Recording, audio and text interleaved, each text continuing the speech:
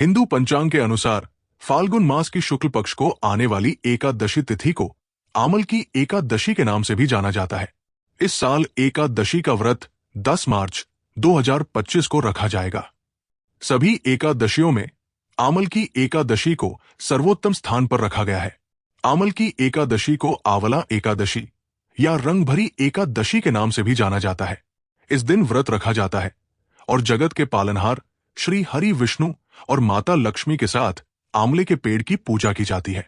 कहा जाता है कि आंवले का पेड़ भगवान विष्णु को अत्यंत प्रिय है।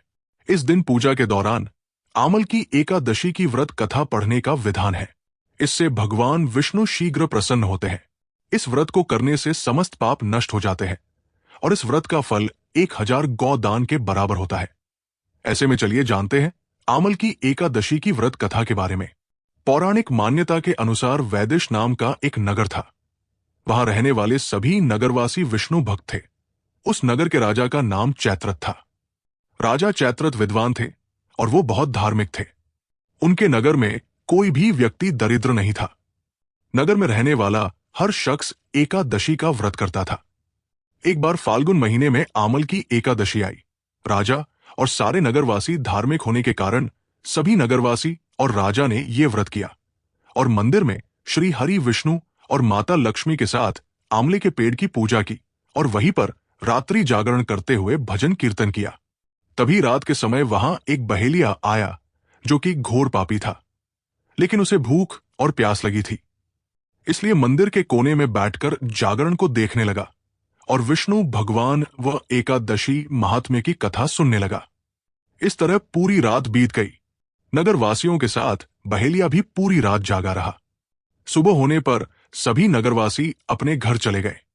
बहेलिया ने भी घर जाकर भोजन किया, लेकिन कुछ समय के बाद बहेलिया की मृत्यु हो गई। हालांकि उस बहेलिया ने आमल की एकादशी व्रत कथा सुनी थी और जागरण भी किया था, इसलिए उसने राजा विदुरथ के घर जन्म लिया। राजा ने उसका नाम वसुरथ रखा। बड़ा होकर वो नगर का राजा बना। एक दिन वो शिकार पर निकला, लेकिन बीच में ही मार्ग भूल गया। रास्ता भूल जाने के कारण वो एक पेड़ के नीचे सो गया। थोड़ी देर बाद वहां कुछ डाकू लुटेरे आ गए और राजा को अकेला देखकर उसे मारने की योजना बनाने लगे। उन्होंने कहा कि इसी राजा के कारण उन्हें देश निकाला दिया गया, इसलिए इसे हमें मार देना चाहिए। इस बात से अनजान राजा सोता रहा। उन डाकुओं ने राजा पर हथियार फेंकना शुरू कर दिया, लेकिन उनके शस्त्र राजा पर फूल बनकर गिरने लगे। कुछ देर के बाद सभी डाकू लुटेरे जमीन पर मृत पड़े थे। वही जब राजा की नींद खुली तो उन्होंने देखा कि कुछ लोग जमीन पर मृत पड़े हैं। राजा समझ गया कि वो सभी उसे मारने के लिए आए थे, लेकिन किसी ने उन्हें ही मौत की नींद सुला दी। ये देखकर राजा ने कहा कि जंगल में ऐसा कौन है जिसने उसकी जान बचाई है। तभी आकाशवाणी हुई कि हे राजन, भगवान विष्णु ने तुम्हारी जान बचाई है। तुमने पिछले जन्म में आमल की एकादशी व्रत कथा सुनी थी और उसी का फल है कि आज तुम शत्रुओं से घिरे होने के बावजूद जीवित हो।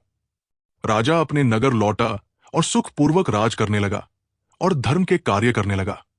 इसी प्रकार हर व्यक्ति को पुण्य देने वाली, पापों का नाश करने वाली आमल की एकादशी का व्रत रखना चाहिए। भगवान विष्णु और माता लक्ष्मी की कृपा आशीर्वाद प्राप्त करके जीवन मंगलमय बनाना चाहिए। ओम नमो नारायण।